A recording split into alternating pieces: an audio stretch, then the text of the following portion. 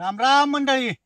आजपर्यंत तुम्ही अंड्या पोळ्या, अंड्याच कालवण, मसाले अंडी करून खाल्ला चिला, नाहीतर अंड्याचा आणि कुठलेच पदार्थ तुम्ही केला चिला. म्हणून तिला आज काय म्हणलं, अंड्याच्या पोळ्याचंच कालवण कर. त्यासाठी म्हणून बारीक बारीक कांदा जरा जास्त चिरून घ्यायचा आणि कांदा बी जरा जास्त घातल्याची वट कालवणाला बी चव येत नाही. असं कांदा आणि टोमॅटो बारीक चिरून घ्यायचं. आता जरा चूल पेटवतो.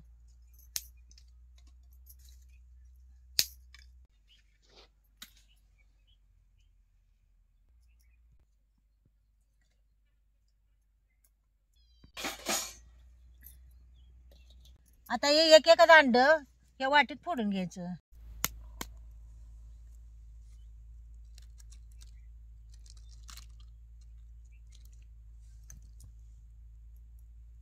आता हे अंड हलवायचं बी नाही आणि ह्याच्यात काय घालायचं बी नाही.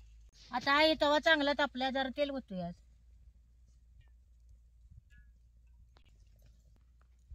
हे फोडलेलं अंड हे तेलात ओतायचं. आता ह्याच्यावर मिऱ्याची पूड, मीठ आणि चटणी टाकायची.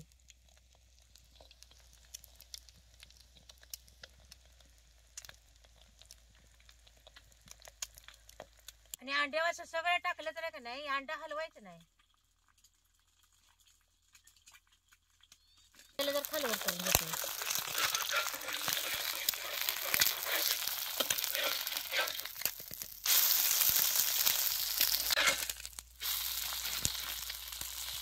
आता ही पोळी भाजल्या काढून घेतो की.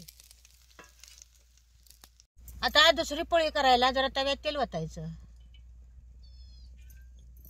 आणि तेल बी तव्यात चांगलं तापल्याची वट अंड फोडलेलं त्यात ओतायचं नाही.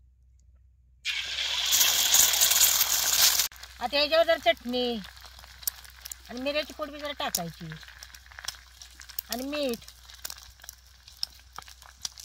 अंड्याची पोळी करताना आपण तव्यात अंड पसारते.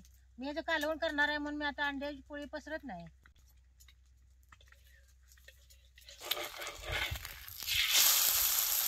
ते सगळे अंड्याच्या पोळ्या आता करून घ्यायच्या. या सगळ्या पोळ्या भाजून घ्यायच्या. आता कालवण करायला चुलीवर कढई ठेवल्या.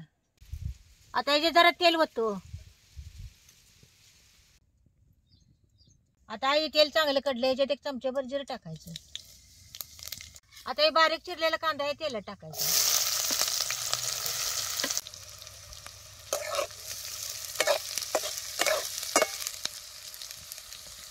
कांदा बी तेलात चांगला लालसर होतोर भाजून घ्यायचा. लालसर कांदा झालाय बघा तेलात. आता हे बारीक चिरलेलं टमाटो त्यात टाकतो. टमाटो बी जर बारीक चिरून घेतला का नाही तेलात मग लवकर भाजतंय. त्यात कांदा आणि टमाटो चांगलं भाजून घ्यायचं आणि मग ह्याच्यात चटणी आणि हळद टाकायची.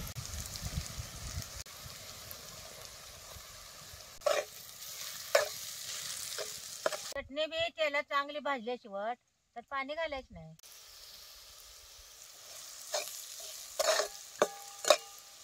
आता चटणी बी तेलात चांगली भाजली, ह्याच्यात जरा आता पाणी घालतो आणि ह्याच्यातले पाणी घालायचं नाही. तेवढं जरा अंगापुरतं पाणी घालायचं. रानातल्या जरा ताजी ताजी कोथिंबीर आणते का त्याच्यात टाकायचं. उसात जरा भुंड्याला कोथिंबीर टोकली ती. आता ही कोथिंबीर उपडायसारखी आली बाबा काही.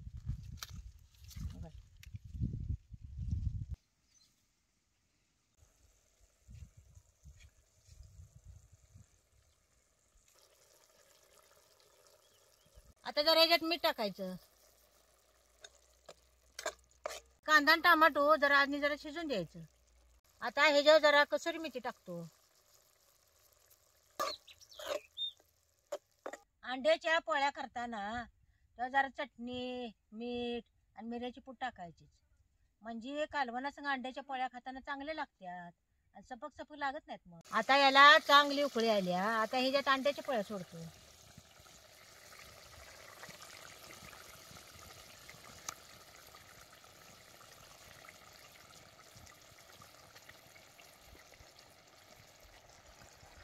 आणि ह्याला लय हलवायचं नाही, जरा साधारणच हलवायचं. हे अंड्याच्या पोळीचं कालवण खायला तयार झाले बघा.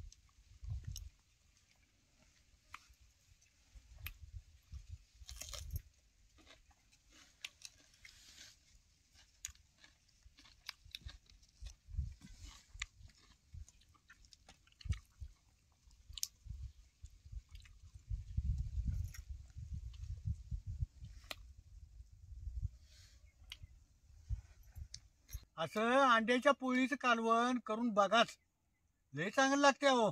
आणि असं चटक्यात बी होतंय आणि चवीला बी चांगलं लागतं या.